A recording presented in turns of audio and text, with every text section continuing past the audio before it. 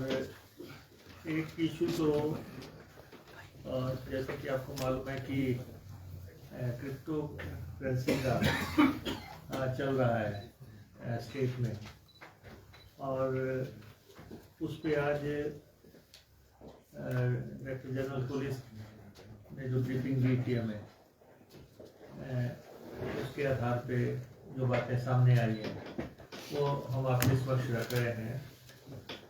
और दूसरा इशू है जो ट्रांसपोर्ट में टैक्सेशन को लेके मसला है, वो आपके समक्ष हम रखने जा रहे हैं। तो पहले हम क्रिप्टो करेंसी की बात कर लेते हैं। ये जो सुबह हमारी मीटिंग हुई थी, उसके आधार पे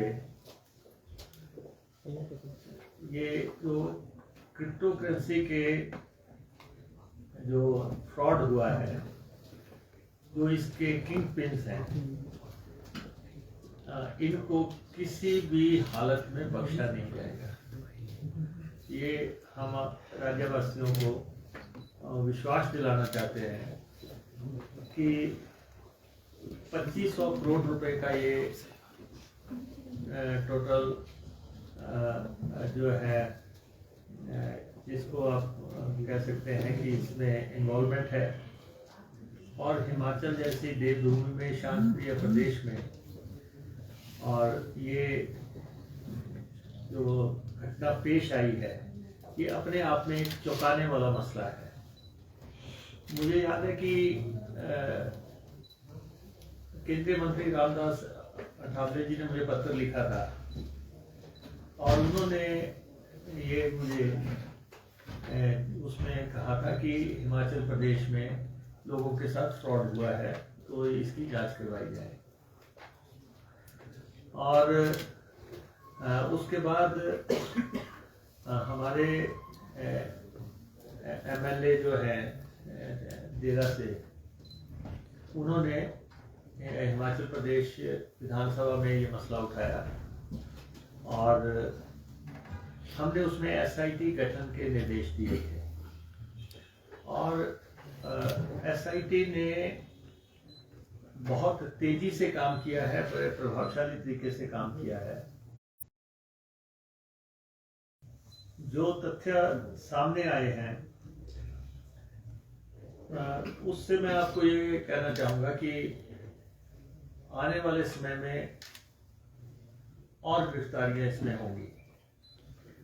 और 500 करोड़ रुपए के आसपास लोगों का ऐसा पैसा है जो अब रिकवर नहीं हो सकता,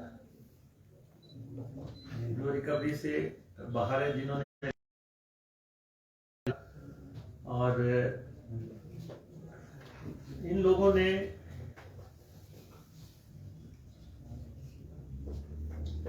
लगभग 1 लाख लोगों को, हिमाचल के 1 लाख लोगों को इसमें इन्वॉल्व किया है और कायम की।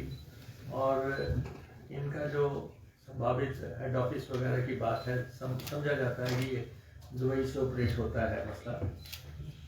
और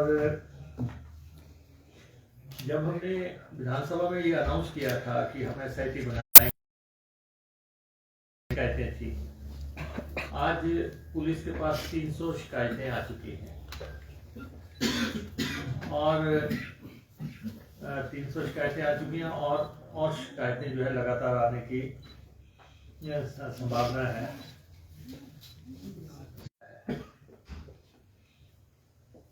और उससे ऊपर के लोग, जैसे मंडी के सुभाष शर्मा, उन्होंने, इसमें सरकार घाट के रहने वाले हैं, उन्होंने अकेले जो है 200 करोड़ रुपए कमाया है, 200 करोड़ रुपए की कमाई की है। और लुकआउट नोटिस वगैरह इंटरपोल के माध्यम से वो सारे पुलिस जो प्रोसीजर अडॉप्ट करना है वो पुलिस अडॉप्ट कर रही है। लेकिन एक अकेला आदमी 200 करोड़ रुपए की कमाई उस व्यक्ति ने की है। और ऐसे ऐसे ही कुछ लोग हैं जिन्होंने लगभग 500 करोड़ रुपए के आसपास इस पूरे नेक्सस में जिनको हासिल हुआ है। और इसमें अभी एक ऊना के अभिषेक भी है जिनको हिरासत में लिया गया है और इन्वेस्टिगेशन चल रही है। अभी तक जो जांच चल रही है वो 2 करोड़ से ऊपर जिन्होंने कमाया है अभी तक उनसे पूछ पड़ताल हो रही है। जिन्होंने 2 करोड़ से ऊपर इसमें धन अर्जित किया है उनसे इसमें पूछ पड़ताल चल रही है और लगभग 80 के आसपास मोबाइल जब्त हुए हैं। और ये सारा जो है मोबाइल्स पे ही है गेम कि किस ढंग से उस पैसे को घुमाना है, ये पैसा कहाँ है, किधर है, ये अभी कुछ नहीं कह सकते। लेकिन पुलिस जो है, पुलिस ने पूरी वेबसाइट रिकवर कर ली है, उसमें सबके नाम पते आ गए हैं, किसने कितना कितना धन लगाया है। 5000 के आसपास सरकारी कर्मचारी भी इसमें धन लगा चुके हैं और पुलिस के लोगों ने भी इसमें धन लगाया है और कुछ लोगों ने तो नौकरियां भी छोड़ी हैं और नौकरियां छोड़ के उन्होंने इसी को अपना वो बना दिया। और सबसे बड़ी बात है जिनको अभी 4 लेन में मुआवजे मिले हैं, जमीनों के मुआवजे मिले हैं या नेशनल हाईवे के में मुआवजे मिले हैं और उन लोगों का पैसा भी यहाँ इसमें इन्वेस्ट करवा दिया गया। उन लोगों का पैसा इसमें इन्वेस्ट करवाया गया और मुख्य तौर पे 4 लोग तो मेन कल्प्रिट सामने आ ही रहे हैं। सुभाष हेमराज मंडी से हैं और अभिषेक जो ऊना से है। करेंसी में कहाँ रूट किया हुआ है, किधर किधर रूट किया हुआ है वो तो अभी जो है पड़ताल चल रही है। और इन्होंने बैंकिंग प्रणाली को भी अपना सालाना इनकम टैक्स का भरते हुए कहीं भी ये नहीं दिखाया है कि ये पैसा हमारे पास कहाँ से आया और किन रूट से आया। और सबसे ज्यादा पैसा मंडी हमीरपुर एरिया के लोगों ने लगाया और बीच में पंजाब हरियाणा के लोगों ने भी कुछ, लेकिन मुख्यतः जो है पैसा हिमाचलियों का इसमें लगा है। 10 अरेस्ट हुई हैं, अरेस्ट 50 के आसपास हो सकती है। और हम प्रदेश के लोगों से आपके माध्यम से आने वाले समय में कोई भी फ्रॉड जो है हिमाचल प्रदेश की जनता से ना हो सके, लोगों से भी हमारा ये आग्रह है कि ऐसी कोई भी योजना जो कि केंद्र से अप्रूव ना हो, राज्य से अप्रूव ना हो, बैंकिंग प्रणाली से अप्रूव ना हो, उसमें पैसा इन्वेस्ट करने से पहले जो है, ये तो प्राइवेट प्रणाली है, बैंकिंग फ्रॉड अलग चीज है, लेकिन जो है इसमें लोगों को पकड़ने के लिए भी आने वाले समय में व्यवस्था कैसे सुधरे। रिजर्व बैंक या सेबी ने स्पष्ट कर दिया था, रिजर्व बैंक ने स्पष्ट कर दिया था कि ऐसी किसी भी योजना को हमने मंजूरी नहीं दी थी कि कोई क्या आपसे कोई मंजूरी लेके इन्होंने कोई ये कार्यक्रम चलाया था। तो वो भी उन्होंने स्पष्ट कर दिया था कि ऐसा कुछ भी किसी ने परमिशन नहीं ली है, लेकिन ये ऐसा प्रदेश में घटित हुआ और डिजिटल मेथड से जो है इसमें एक भी पैसा हाथ से वो नहीं चला है, सब डिजिटली मूवमेंट है और अंदर ही अंदर लोगों को एक दूसरे को पता लग जाता था कि उसको मिल गया, उसको पहुंच गया। तो इसलिए अब किंग पिन्स पे हम शिकंजा कसते जाएंगे। और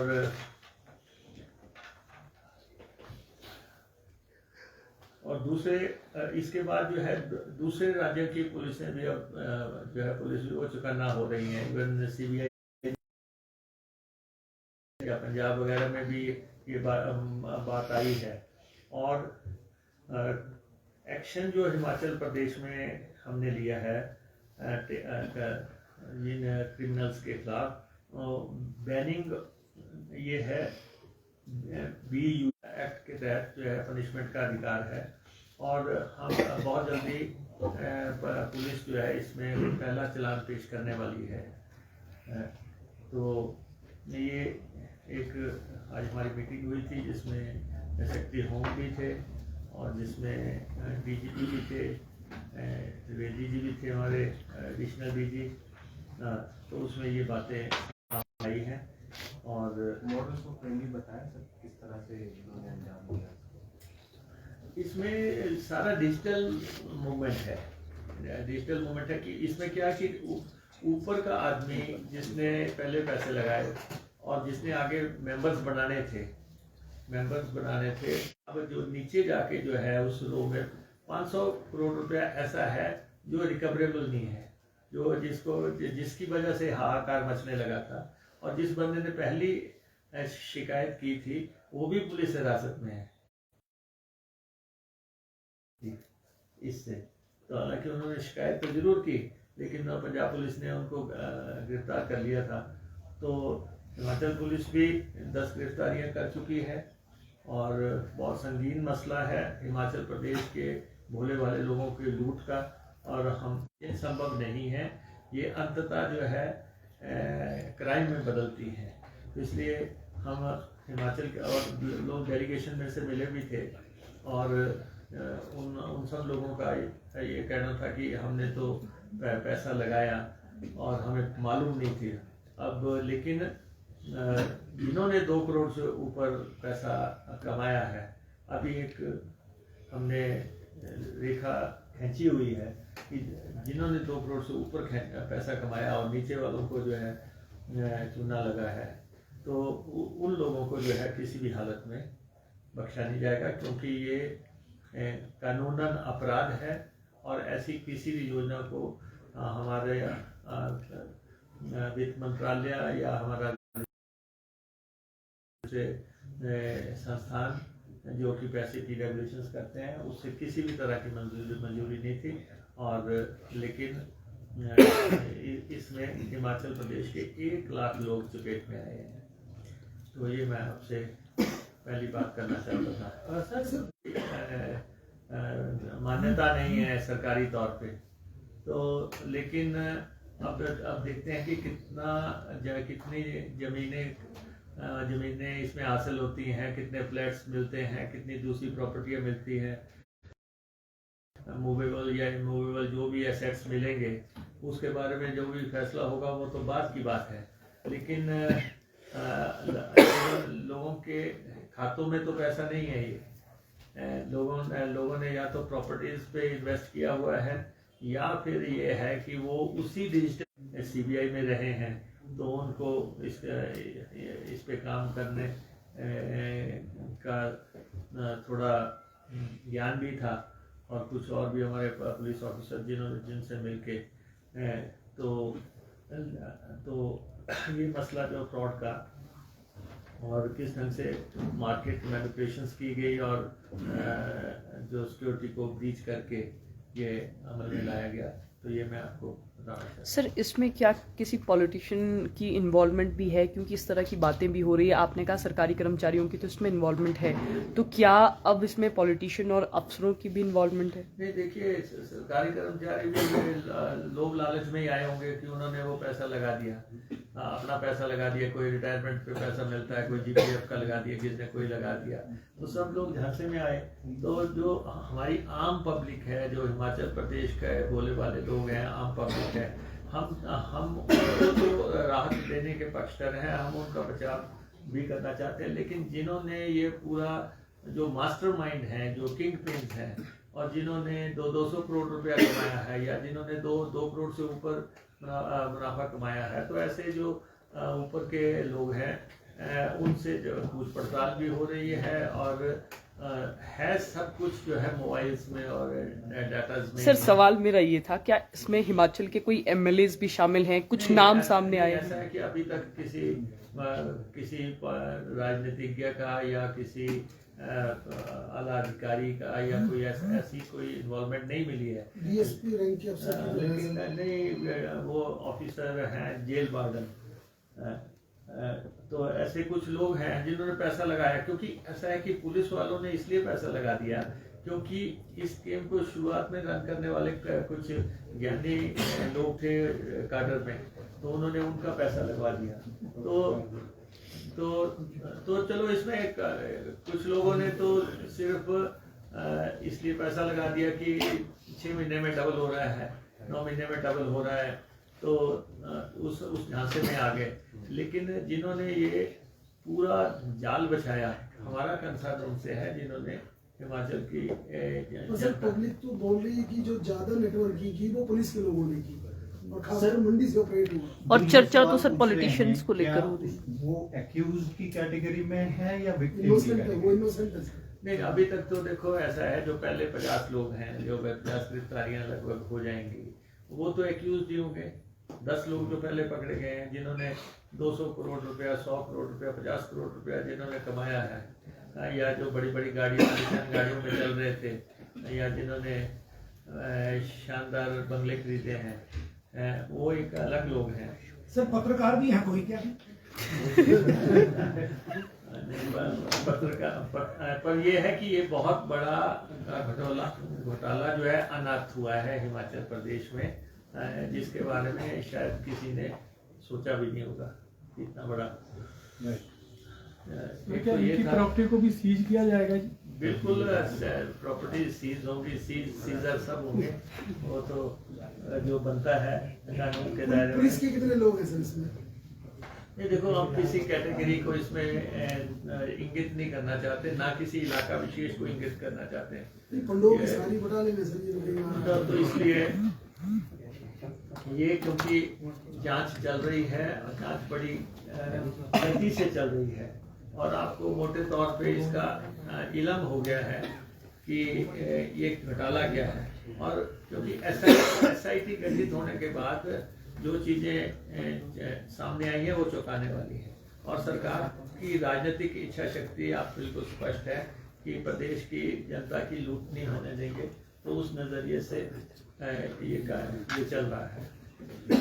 और सेकंड मसला जो है हमारा ट्रांसपोर्ट की टैक्सेशन को लेके पिछले दिनों काफी विवाद चलते रहे, और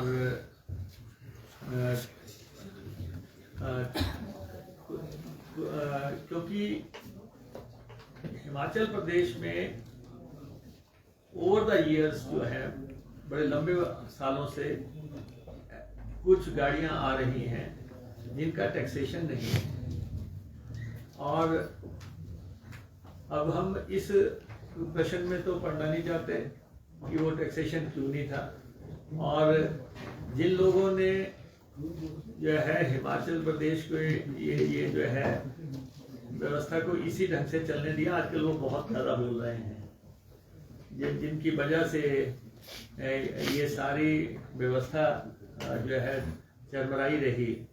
और चाहिए तो ये था कि वो अपने समय में सब चीज़ों को रेगुलेट करते। अब आप ये बताएं कि जो टैक्सेशन सबके लिए बनी है, उसमें से कोई अकेला कैसे जंप करेगा? आखिर व्यवस्था तो बनाई जाएगी। तो हम जब व्यवस्था बना रहे हैं तो कुछ लोगों को परेशानी होती है, हम उससे बेपरवाह हैं, क्योंकि जो जिनको परेशानी होती है उनको वो लोग हैं, जब हिमाचल प्रदेश को त्रासदी के दौरान जो है रिलीफ पैकेज मिलना है तो वो उसके विरोधी हैं। हिमाचल प्रदेश विधानसभा में भी उसका विरोध करते हैं, और जब वाटर सेस लगता है और पानी पर राज्य का विशेष अधिकार है वो उसका भी विरोध करते हैं। जब किस प्रदेश को टैक्स नहीं मिल रहा है किसी भी तरह का, और वो टैक्सेशन की प्रणाली तय होती है, उनको इस बात पे भी परेशानी सिर्फ इस बात की है कि हिमाचल को किसी तरफ से आय का कोई साधन ना बन जाए, और इसलिए हम उनके बातों का जो है ज्यादा संज्ञान नहीं ले रहे हैं। हम आपके साथ सिर्फ व्यवस्था की बात कर रहे हैं। पहली बात तो ये है कि ये जो प्रणाली हमने की है, ये सिर्फ एक व्यवस्था कायम करने के लिए और एक सरलीकरण के लिए कि हिमाचल प्रदेश में ट्रांसपोर्ट सेक्टर जो है, कौन कौन सी गाड़ियां आ रही हैं, कहां आ रही हैं, किधर आ रही हैं, क्या काम कर रही हैं, उसका जानकारी तो विभाग को होनी चाहिए, प्रदेश को ये तो जानकारी होनी चाहिए कि कौन आया है, कौन गया है। तो इसलिए अब जो टैक्सेस का स्ट्रक्चर है, जब पहले पता लगा कि जो कंट्रैक्ट कैरेज गाड़ियां चलती हैं, वो कंट्रैक्ट कैरेज के साथ साथ लोगों ने स्टेज कैरियर चलानी शुरू कर दी हैं कि वो सवारी भर के आ रही हैं। तो इसलिए जब इसका संज्ञान जब लिया गया तो उस संज्ञान के दौरान 3, 4, 5 तरह की और भी गाड़ियां बीच में आ गई। तो इसलिए ये कोई किसी को जो है तंग करने या परेशान करने के नजरिए से मसला नहीं है। हिमाचल प्रदेश का जो ट्रांसपोर्ट डिपार्टमेंट है, डायरेक्टर मेरे साथ बैठे हैं, इस साल लगभग 1000 करोड़ रुपया जो है वो विभाग जो है प्रदेश के कोष में योगदान देने वाला है। तो विभाग अपना काम कर रहा है और विभाग को जो है जो सारे व्यवस्थाएं हैं वो हम देख रहे हैं। एक तो हमने कहा था कि जो गाड़ियां हिमाचल प्रदेश में, हमने ट्रकों को मौका दिया था कि आप बड़े देर से ट्रक वालों ने टैक्सेस नहीं जमा करवाए हैं और वो कहते थे कि हमारा वन टाइम सेटलमेंट स्कीम लाओ, गुड्स टैक्स की वन टाइम सेटलमेंट स्कीम। और 31/12/2021 से पहले जो टैक्सेस ड्यू थे ट्रक वालों के, और वो मांग कर रहे थे कि हमें पेनल्टी वेव की जाए और हमें जो है इंटरेस्ट वेव किया जाए, तब हम जमा करवाएंगे। 2 बातें वो लगातार कह रहे थे। प्रदेश में बहुत बड़ी संख्या में ट्रकर्स हैं और वो टैक्स इसलिए नहीं जमा करवा रहे थे कि उनकी मांग थी कि टैक्स इतना ड्यू हो गया है कि अब हम पेनल्टी को वेव करो और आप जो है इंटरेस्ट को वेव करो। अब हमने ये नोटिफिकेशन जारी कर दिए, हमने कैबिनेट में किया था, आपने ऐलान किया था और उसके बाद अब ये नोटिफिकेशन आ गई है। ये जो है टैक्स जो है जो उनका बनता है, shall be calculated at the rate of 10% जो इस पे लगेगा, उनको ड्यूटी लगेगी लमसम, और उसके साथ ही वो अपना सारा पैसा जमा करवा सकते हैं। तो एक बहुत बड़ी राहत जो है ट्रकर्स को, प्रदेश के ट्रकर्स को हमने दे दी कि उनकी पेनल्टी भी माफ कर दी और उनका इंटरेस्ट भी माफ कर दिया। नोटिफिकेशन हो गई। कुछ लोग लगातार पत्रकार साथी बात कर रहे थे कि आपने घोषणा की थी, आपने विधानसभा में कहा था और आप लोगों ने जो है नोटिफिकेशन नहीं की है। तो क्योंकि लीगल डिपार्टमेंट्स वगैरह से व्यक्त वगैरह होना था मसला, तो ये सारा हमारे सामने आ गया। और उसके बाद जो है जो टैक्स जो है, एक जैसे ही हमारी नई नोटिफिकेशन टैक्सेशन को लेके आई तो कुछ लोगों ने शगुफे फैलाने की कोशिश कर दी कि एसआरटी जो है, स्पेशल रोड टैक्स जो है, हिमाचल सरकार ने बढ़ा दिया और उसकी जो दुष्प्रचारक हैं या जो शुभ चिंतक हैं वो अपने तरीके से काम करते हैं। तो उन्होंने कहा जी कि इन्होंने बढ़ा दिया। तो मैं ये कहना चाहता हूँ कि जो ऑटो रिक्शा है उसका SRT पहले भी 363 रुपये था, वर्तमान में भी 363 रुपये है। इसमें कोई भी बदलाव नहीं किया गया है। SRT ऑटो रिक्शा के बाद मसले में एक पैसे की भी बढ़ोतरी नहीं हुई है। तो हमारा आपसे आग्रह है कि आपके माध्यम से हम सही बात पब्लिक के समक्ष रख सके। और जहाँ तक ये भी कहा गया कि 4+1 टैक्सी के बारे में ये कहा गया कि SRT 6 गुना बढ़ा दिया है। तो मैं आपको ये कहना चाहता हूँ कि ये बिल्कुल निराधार है। ये टैक्स पहले भी 1350 रुपये था और वर्तमान में भी ये 1350 रुपये ही है। इसमें कोई बदलाव नहीं किया गया है। और सिर्फ ये है कि पहले टैक्सेशन की जो पुरानी दरें थी वो एक्साइज एंड टैक्सेशन डिपार्टमेंट निर्धारित करता था। अब इसका अधिकार क्षेत्र ट्रांसपोर्ट डिपार्टमेंट के पास आ गया है, उसने इसका सरलीकरण किया है। तो दोनों के केसेस में, ऑटो रिक्शा के भी और टैक्सीज के केस में 363 रुपये SRT और इधर 4+1 के लिए 1350 जो है वो उतना ही है। और जहाँ तक कुछ लोगों ने बसेस को लेके भी अफवाहें फैलाने की कोशिश की, ये जो स्टेज कैरिज की बसों की SRT की दरों के बदलाव की बातें जो प्रेस में आ रही हैं, ये बिल्कुल निराधार है। ये मैं स्पष्ट करना चाहता हूँ, क्योंकि इसकी रिवीजन का प्रस्ताव ना तो था और ना ही है। इन दरों में पिछले 18 सालों से कोई बदलाव नहीं आया है। और शेड्यूल में अधिकतम प्रस्तावित रेट 10% पर सीट पर किलोमीटर है। और कुछ लोगों ने प्रेस में भी मैं आग्रह करूंगा, हमारे साथी हैं, बरादरी के लोग हैं, नीम हकीम खतरा जान वाली बात मत करें। क्योंकि ये है शेड्यूल हमारा जो है वो हम एक तय करते हैं कि मैक्सिमम टैक्स कितना लग सकता है। वो आज से नहीं, हमेशा से तय है कि 10 पैसे पर सीट पर किलोमीटर उसमें रेट है। लेकिन वो हिमाचल में लागू थोड़ा नहीं हुआ है। जब भी कोई नोटिफिकेशन आएगी उसमें पहले शेड्यूल लगाना पड़ता है कि शेड्यूल क्या है, शेड्यूल के मुताबिक। और लेकिन उसको आगे पढ़ना पड़ेगा कि हिमाचल ने क्या किया है। परंतु दिनांक 9 जनवरी 2006 की नोटिफिकेशन के अनुसार हिमाचल प्रदेश में जो दरें हैं वही दरें चल रही हैं। वो है नेशनल हाईवे पे 6 रुपये 4 पैसे लगते हैं, 6.4 पैसे लगते हैं। और स्टेट हाईवे पे 5.03 पैसे लगते हैं। और रूरल रोड पे 4.03 पैसे लगते हैं। 2006 में जो लग रहे हैं वो आज इम्प्लीमेंट है। तो किसी ने जल्दबाजी में शेड्यूल पढ़ा और वो छाप दिया। तो ये जो है इसमें कोई बदलाव नहीं है। और बसों की SRT में कोई बदलाव नहीं। और मैं पुनः दोहरा रहा हूँ कि ना इसका कोई प्रस्ताव बदलने के लिए था, ना कोई है।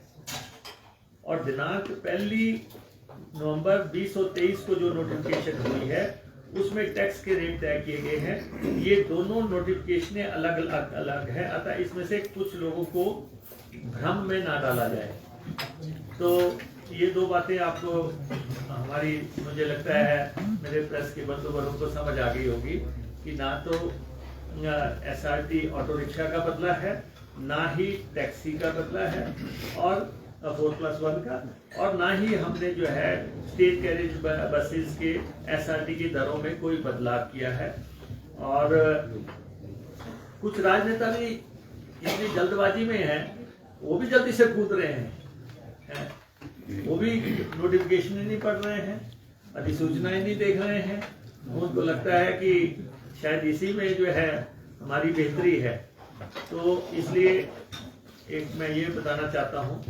दूसरा जो है, आपने सुना टैक्स को लेके 1 सितंबर 2023 को क्या स्थिति थी। और उसमें जो है, जो आप देखते हैं टेम्पो ट्रैवलर्स वगैरह वाले आ रहे थे जो कहते थे कि हमारा एक टेम्पो है, खुला है।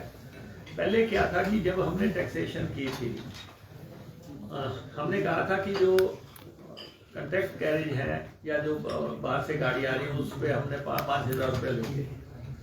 उसके बाद सारे हिंदुस्तान के ऑपरेटर्स हमारे पास आए और चर्चा भी उन्होंने की, और उसके बाद डायलॉग भी हुए, हमारे साथ डायलॉग हुए, ट्रांसपोर्ट डिपार्टमेंट के साथ डायलॉग हुए। कंट्रैक्ट कैरेज बसेज जो हैं covered under all India tourist vehicle permit rule 2023। एक दो तरह की गाड़ियां हैं, एक तो वो कहते हैं कि हम दिल्ली में 3 लाख रुपया जमा कराते हैं, उसमें से आपको शेयर मिलता है तो इसलिए हमारे पर टैक्स ना लगे।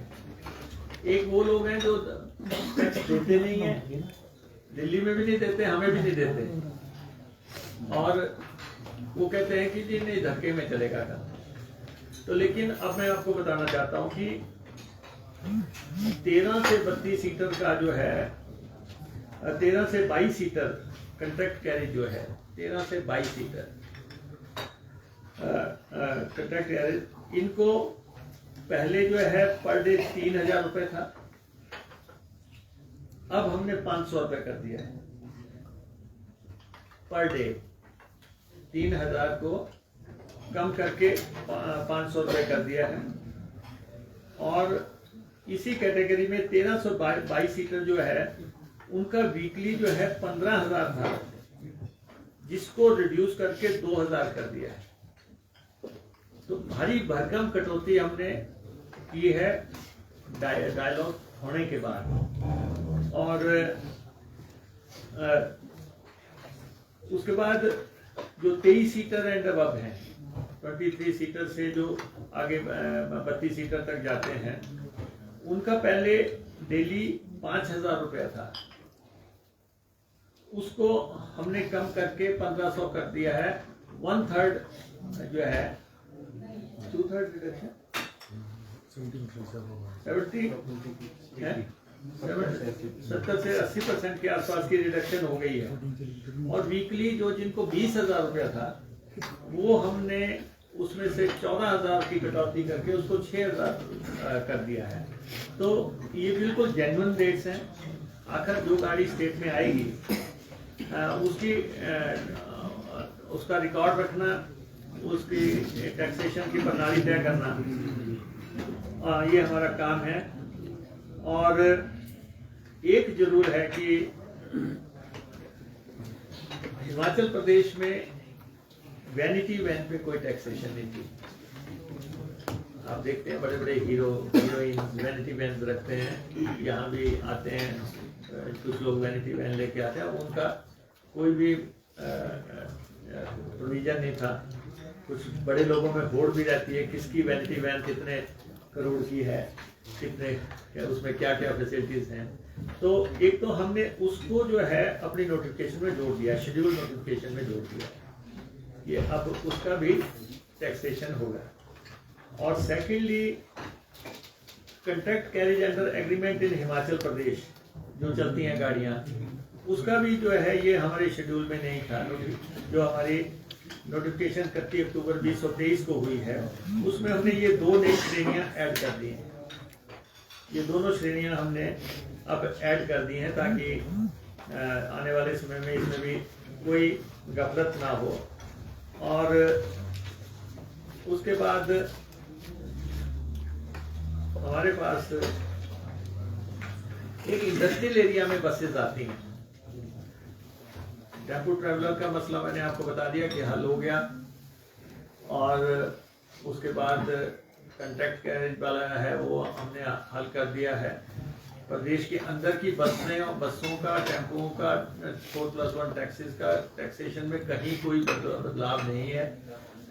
और अब एक इंडस्ट्रियल एरिया में जो एक महत्वपूर्ण विषय हमारे समक्ष ये भी था कि सैकड़ों की संख्या से पंजाब, हरियाणा, चंडीगढ़ से बसें फैक्ट्री के कर्मचारियों को लेकर बद्दी बरोटीवाला और अन्य औद्योगिक क्षेत्रों में आती हैं।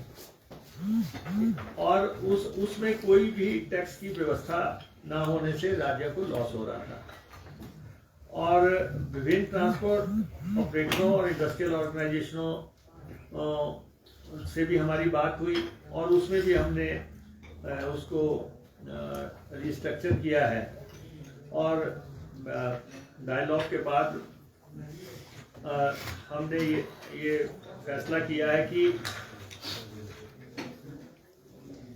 किसी भी ढंग से टैक्स की चोरी रोकी जाए। टैक्स का जो है स्ट्रक्चर जो है, चोरी जो हो रही है उसको रोका जाए। टैक्स कम लगना है ज़्यादा लगना है एक अलग व्यवस्था है, लेकिन टैक्स की चोरी तो इसमें बाहरी राज्यों में पंजीकृत हिमाचल में आने वाली पीएसवी प्राइवेट सर्विस व्हीकल जो बाहरी राज्यों में पंजीकृत है, इसका वार्षिक टैक्स जो है अब लगभग 12,000 के आसपास हो गया है, तो वो हमने किया है। दूसरा